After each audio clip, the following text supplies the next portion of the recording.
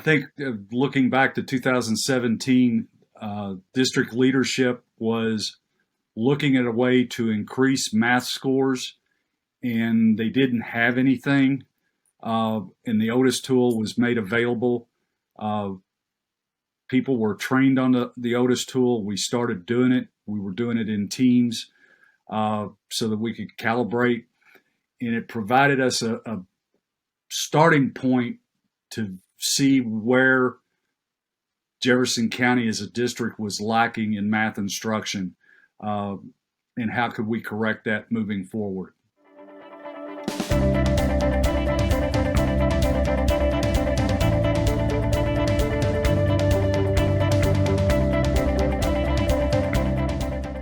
I think what it ultimately did was it provided us with opportunities to learn how to do walkthroughs and start providing feedback, but we weren't providing specific enough feedback to the teachers after we did the walkthroughs using the OTISS tool.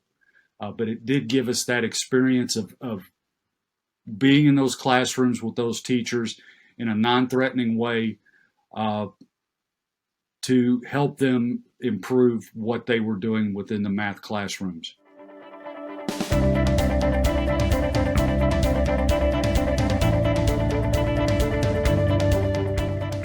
The first thing we did was we developed a relationship with the principals, and we were telling them that, we weren't using this tool to evaluate. We were using it to see where they were at, to move them forward. And it was a relationship building point from the administrators on down into the classrooms. To be honest, I'm not sure that the teachers really liked us being in there when we first started using the tool, but over time they got very used to us coming in there because we were consistent and we were doing it more frequently than what we were being asked to do, because principals wanted to improve in their buildings. So that allowed us to get in there. But again, it was, we had relationships with teachers. Some of them we had to work with a little bit harder to gain their trust so that they didn't think we were coming in there to get them. And that was never the point with the OTISS tool or the KMIT tool.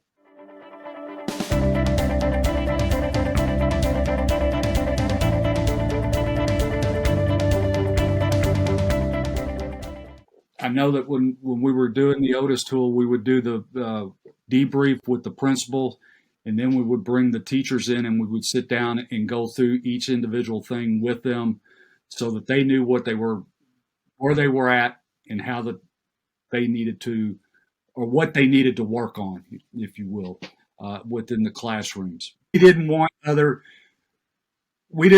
teachers hearing what was going on within other people's classrooms. We wanted to keep it transparent with the teacher that we were talking to without everybody else knowing what their business was when we were having these debriefs with them.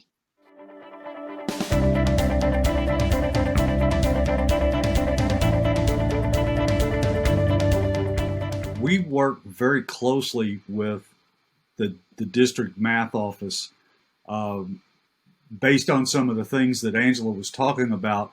Was that if there was a specific thing that was coming up during the walkthroughs, what would we need to do to provide the training? What do we need to do to provide follow-up to the training, and then providing them with feedback so that they feel like that they're supported and that they're getting what they're asking for.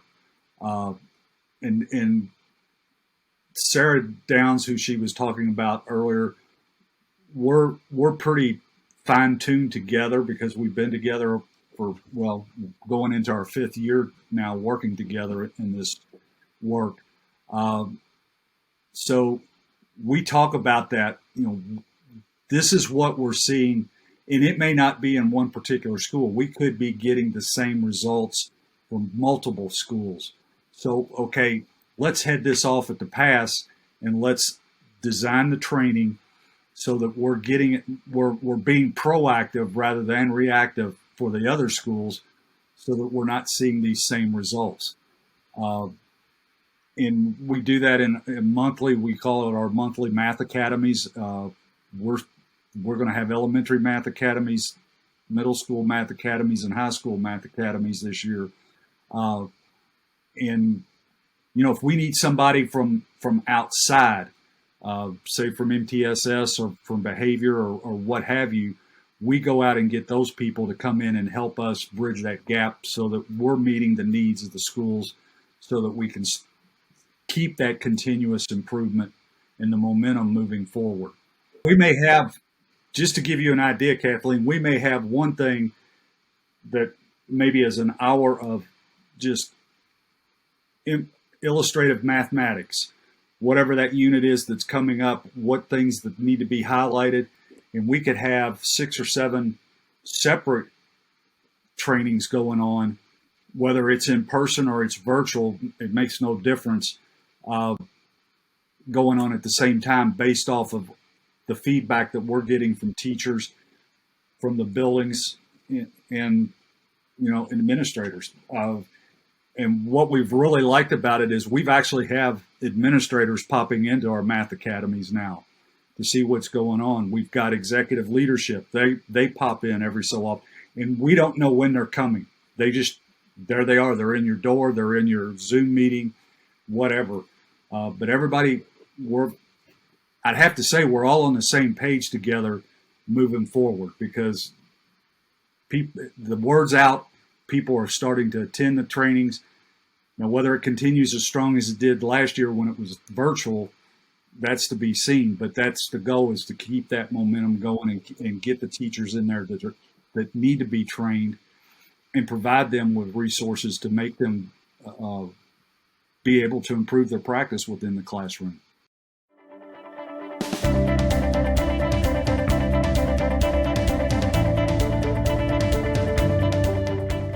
I think for me, the greatest benefit is getting out of a certain routine where I'm only going in, and Angela kind of touched on this earlier, where we're going into the beginning of the class, but we don't see what happens down the road.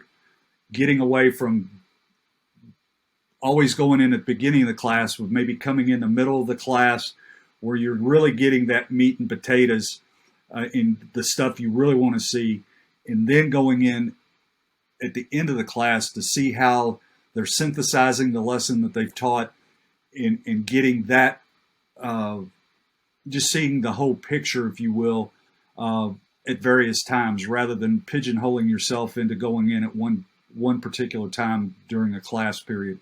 Because I'm sorry, the beginning of the class period, to me, it's boring. Let's get into the meat and potatoes in the middle and at the end, and see what these kids have learned, and what do we need to focus on reteaching or re-engaging the next day to help the students grow. It's being able to see and meet the needs of the district itself, because we have been using this tool for, I don't know if it's 4 or we're going into our 5th year now,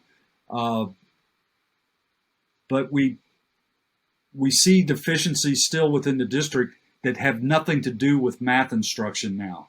It's more of, we need to do more training for people like Angela, who is an instructional leader, as she's coaching, how to have the conversations with the teachers, those new teachers that are going, oh my gosh, what do I do next? And they've got the deer in the headlight look.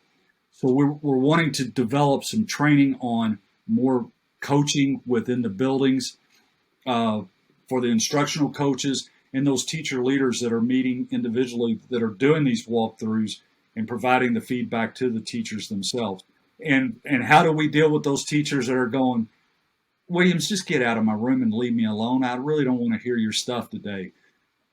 We need more of that now to go along with the KMIT tool. And those are the conversations that GLEC is having with the district, so that we can get in the principals meetings and then get into the instructional leadership meetings and train them on how to do this and continue moving it forward.